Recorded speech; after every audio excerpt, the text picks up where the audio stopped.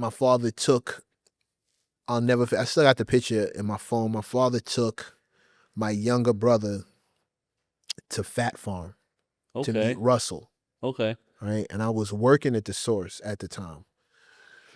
And he wanted me to take the day off and come with him to Fat Farm to meet Russell Simmons. Hey, he's a big deal in your business. This is somebody you should Right. meet. Your father knows him. We're cool. Let me introduce you. I refused Why? because I was an idiot. Okay.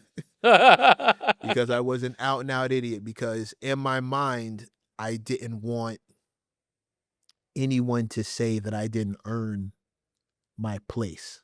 There's no other answer for it. Come on. My idiocy was fueled by a deep sense of insecurity. Oh, A okay. deep sense. So not ego and pride. No. I felt like everyone around me at the Source at the time was college educated, and I wasn't. Okay. And I was super insecure about that. Okay. And then everybody around me was college educated. I wasn't. I felt like they were all college level writers. Now, never mind the fact that I was reading at a college level in the 4th grade, but I was under the, talented and gifted. Shout out. Hey. Shout out to the program tag. But I felt like an imposter. I felt like a fraud. I felt like I'm in this space with all these qualified people, in your opinion. Which is so funny because I went on to coin the phrase "a qualified opinion." I say that now when I respond back to people. But yes, back then I felt like this walking off the street, right, around a bunch of Division I professionally trained players, and I thought that any minute now they're gonna sniff me out as a fraud. The jig is up. They're gonna read one of my pieces and be like, he doesn't know what the fuck he's doing. Word. Why is he here? Blah blah blah blah blah. And I spent every time I put pen to pad, and I didn't start off as a writer. I started off as a circulation coordinator. Okay. But because, shout out to Jeremy Miller, my J Mills, right, who actually put me on. He's the guy who gave me the job at the Source. And it just so happened that as a mentor, which he became, he had done every job at the Source. He had been editor-in-chief, he had been music editor, he had been style fat, he had done all the jobs. And now he was in the technical part, he was in circulation. But that was a choice. He moved over and did that. So he was able to teach me every area of writing. So he gave me my first shot, and it was originally an internship.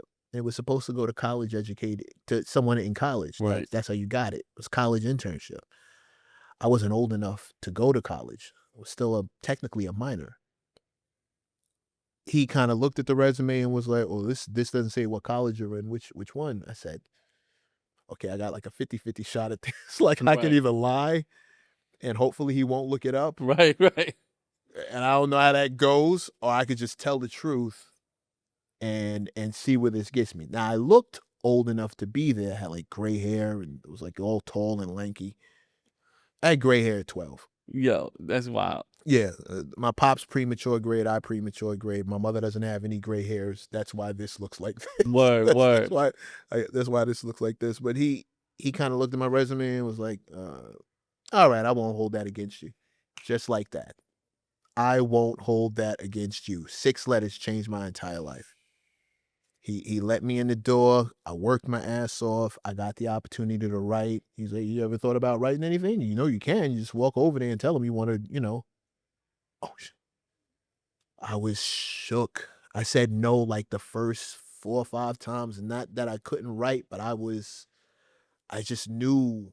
Oh, that was the other thing. I also didn't want to disrespect real writers by assuming I could just walk into their thing and be one of them. Like something about that I felt like it would be a double whammy. Like not only does he not belong here, but he's walking around like one of us. You taking the place of an actual writer. This check you're getting could be going to somebody who really writes. Those two things. Yeah.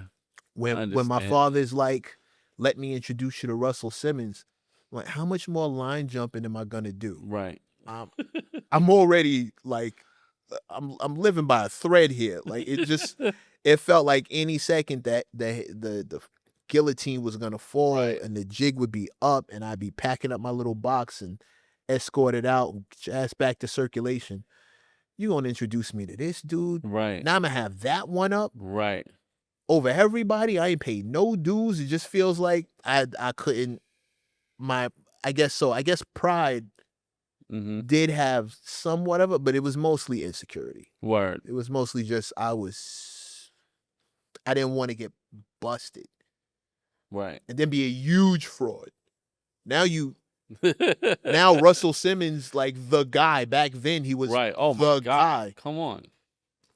2000, 2001 Fat Farm era. Like, come on, Right. he's that guy. And now I'm rocking with him. I get exposed as a fraud. My pops is looking at me in disgrace because he introduced me to Russell Simmons. Right. Russell got to turn his back on me. It was dramatic in my head. Yeah. It was super dramatic in my head. It was an episode of Dynasty in my mind. But you ask me why. Right. Stupidity, idiocy.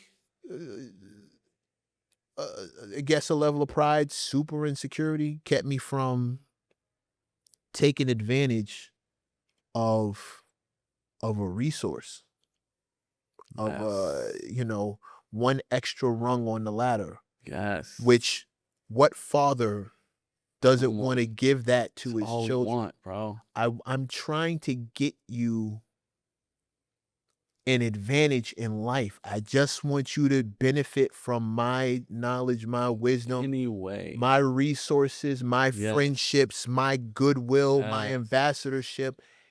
I did all of this for me, and now I can directly deposit that in your bank. You can you can benefit from my karma from your father being a good dude, right, and having good standing with someone who happened to be a giant. Right. Because when he wasn't a giant, y'all were good people. Right. Why wouldn't I want to pay? So I look back on it now like, yeah. Yes. No. Sorry, Pop.